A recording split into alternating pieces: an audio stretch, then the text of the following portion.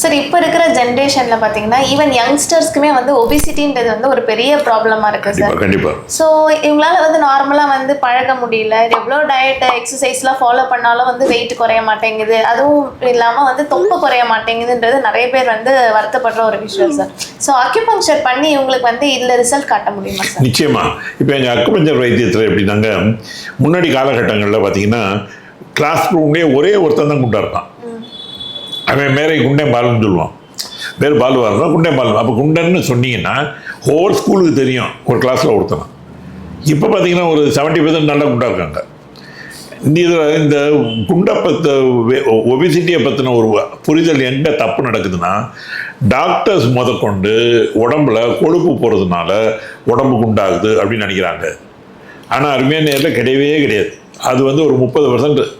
நீங்கள் சாப்பிட்ற சாப்பாட்டில் பெருசாக ஒன்று சாப்பிட்டு நீங்கள் கொழுப்பே போட முடியாது. நம்ம நினைக்கிறோம் அப்படி சாப்பிட்டு உட்காந்துறதுனால கொழுப்பு போடுறது, அது ஒன்றாத காரணம் தான். முக்கியமான காரணம், அது லேடிஸுக்கு முக்கியமான காரணம் என்ன அப்படின்னா, வெளியேற்றப்பட வேண்டிய நீர் வெளியேறதுனால உடம்புல நீர் தங்குறதுனால மட்டும்தான் 70% அது. இது மாதிரி உடம்புக்குள்ள அந்த வெளியேற்றப்பட வேண்டிய நீர் ரொம்ப நேரம் இருந்ததுன்னா உள்ள இன்டர்னல் ஹீட்டில் பாலை ஹீட் பண்ணிங்கன்னா பால்கோவாயிரும். அது மாதிரி இந்த நீரெல்லாம் ஹீட் பண்ண தண்ணியிலேருந்து நீராக இருக்கிறது ஆயிலாக மாறும், ஆயிலாக இருக்கிறது வெண்ணெயாக மாறும், வெண்ணெயாக இருக்கிறது மசாலாவே மாறிடும். அப்போ இந்த வெண்ணெயாக மாறினது இருக்குல்ல, அது நீங்கள் என்ன பண்ணாலும் கரையாது. அது கொழுப்பு இல்லை. கொழுப்பு கண்டிப்பாக நீங்கள் பண்ணி விட்றீங்க, பேர்ன் அவுட் பண்ணுறீங்க, ஒர்க் அவுட் பண்ணுறீங்க, குறையும். இந்த நீர் குறையாது. அதனால தான் இந்த அடிவயிறில் இப்போ லேடிஸுக்கு பார்த்துருக்கீங்கன்னா கையை அப்படி தூக்குனீங்க, இங்கே ஆடும் தெரியுங்களா? கொழுப்புன்றதுப்பா எப்பயுமே சைஸை கூட்டம். இப்படி இருக்கிறது இப்படி வேணால் ஆகும் கொழுப்பு. ஆனால் ஒரு தண்ணி பையை எடுத்துகிட்டு ஒரு பலூனில் தொங்குனின்னு ஆடுது பாருங்க, அது மாதிரி இங்கே ஆடும். பின்பக்கம் முதுகில் பார்த்தா ஒரு டயர் தெரியும், பின்பக்கம் சைடில் பிட்டத்தில் தெரியும், சைடில் தெரியும். இது எல்லாமே அவங்களுக்கு நீர். அது குறிப்பாக 40 வயசு சார்ந்தவங்களுக்கு அந்த ஹார்மோன் இம்பேலன்ஸ் வந்துடும். அப்போ அந்த வெளியேற்றப்பட வேண்டிய வெளியேற்றப்படாது. அப்போ எல்லாருமே இந்த ஃபேட்டு இதுக்கு எக்ஸசைஸ்ன்னு நினச்சிக்கிட்டே இருக்காங்களே ஒழிய, இதுதான் மெயின் காரணம் ஒன்று. இன்னொன்று, ஃபுட்டு எப்படி காரணமாகும் அப்படின்னா, இந்த உடம்பு நம்ம பூமியில் விளையக்கூடிய இதிலிருந்து வரக்கூடிய காய்கறிகளை சாப்பிடத்தான் இந்த உடம்பு தயாராக இருக்குது. இப்போ நீங்கள் கல்கட்டாக்காரனை பாருங்கள், டெய்லி குலோப்ஜாம் இது சாப்பிட்றான், ரசகுல்லா சாப்பிட்றான். அவனுக்கு ஏன் டயபெட்டிக் கம்மியாக இருக்குது? சரி, நம்ம வந்து உடனே நம்ம ரைஸ் சேர்க்காதீங்க, வீட் சேருன்னு சொல்கிறான். அவன் வீட்டு ஸ்வீட்டாக அடிக்கிறான் நார்த் இந்தியாவில், அவனுக்கு ஏன் இல்லை? புரியுதுங்களா? ஏன்னா அந்த பூமியில் விளையிறது.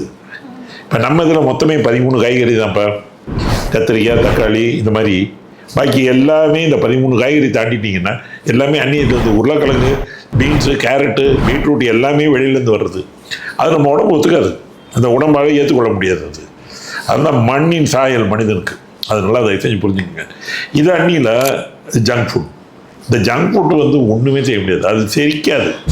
0% கேலரி அது.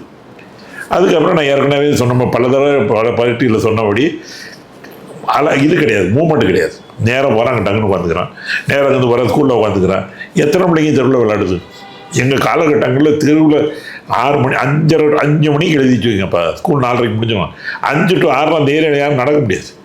பசங்க இங்கிட்டு குறுக்க நெடுக்க ஓடிக்கிட்டுமா, பம்பரம் விளையாடுவான், கில்லி விளையாடுவான், தொட்டு பிடிச்சி விளையாடுவாங்க. எங்கே அதெல்லாம் போச்சு, எல்லாமே போச்சு. அப்போ உங்களுக்கு செலவே இல்லாமல் உள்ளே போட்டுக்கிட்டே இருந்தீங்கன்னா, ஒரு பேங்க்கில் பணம் போட்டுக்கிட்டே இருந்தீங்கன்னா பணம் கூட்டிக்கிட்டே போகும், செலவு இருக்கவே இல்லை. அப்போ உங்களுக்கு ஒபிசிட்டி வராமல் எப்படி இருக்கும்? எங்கள் வைத்திய முறையில் இது ரொம்ப சிம்பிளாக, நீங்கள் வரீங்கன்னு வச்சுங்க, உங்கள் வயிற்றொப்பில் கலெக்ட் பண்ணி டைட்டாக அளந்துருவோம். டைட்டாக டெய்லர் மாதிரி இல்லை, அளந்து நோட் பண்ணிடுவோம். ட்ரக்கு கிடையாதுங்க, டயட்டு கிடையாது. நீங்கள் எதுவும் வந்து எக்ஸசைஸ் பண்ணுற அவசியம் பண்ணுங்க, இல்லை பண்ணாமல் இருக்கிற அவசியம் உங்களுக்கு இல்லை. தினமும் அரை மணி நேரம் நீங்கள் வைத்தியம் வந்தீங்கன்னா எனக்கு போதும். 22 நாளில் 5 to 7 சென்டிமீட்டர் உங்களுடைய வயிறு சுற்றளவை நாங்கள் குறைச்சிருவோம். ஏன்னா இந்த நீர் அப்படியே எனக்கு வெளியெடுக்க தெரியும். இந்த நான் சொன்ன வெண்ணெயை வந்து நான் எண்ணெயாக்குவேன், எண்ணெயை வந்து அப்படியே நீராக்குவேன். அந்த நீர் திரவமானதுக்கப்புறம் உடம்பை இழுக்க வச்சுருவோம். அதுக்கெல்லாம் பாயிண்ட் இருக்குது. நாங்கள் அந்த உடம்பை இழுக்க வச்சுருவோம். அதுக்கப்புறம் டெய்லி வைத்தியம் அடுத்த 22 நாள். இந்த 22 நாள் 5 to 7 சென்டிமீட்டர் குறையும். இப்படி நீங்கள் போட்டுகிட்டே இருக்கணும். எப்போ இந்த டிஃப்ரென்ஸு அரை இன்ச்சு தான் வருதோ அப்போ நீங்கள் நார்மல் ஆகிட்டீங்கன்னு அர்த்தம். அக்குபஞ்சரின் அழகே என்னென்னா, நான் ஊசி குத்திக்கிட்டே இருக்கிறதுனால ஒரு ஆளை ஒல்லியாக்க முடியாது. உங்கள் உடம்புக்கு, உங்கள் ஹைட்டுக்கும் உங்களுடைய வயதுக்கும் என்ன உடம்பு இருக்கோ அது நார்மல் ஆயிடுச்சுன்னா அக்குபஞ்சர் வேலை செய்யாது. த பெஸ்ட் பார் ஆஃப் அக்குபஞ்சரே தான். நம்ம ஃப்ளை பண்ணுறோங்க, ஃப்ளை பண்ணும்போது பார்த்தா இவ்வளோ தான் சாப்பாடு தரான், அதில் பாதி வெஜ் இருக்குது, பாதி நான்வெஜ் இருக்குது, சாதம் இவ்வளோ தான் இருக்கும். அப்போ என்ன வேணும், கஞ்சனா அவ்வளோதான் சாப்பிடணும் WHO எழுதி வச்சுருக்காங்க. உலக சுகாதார மையம் வந்து இவ்வளோதான் சாப்பிடுங்கன்றான். நம்ம தாங்க சாம்பார் அப்புறம் ரசம் அப்புறம் மோர்னு போய்கிட்டே இருக்கோம்.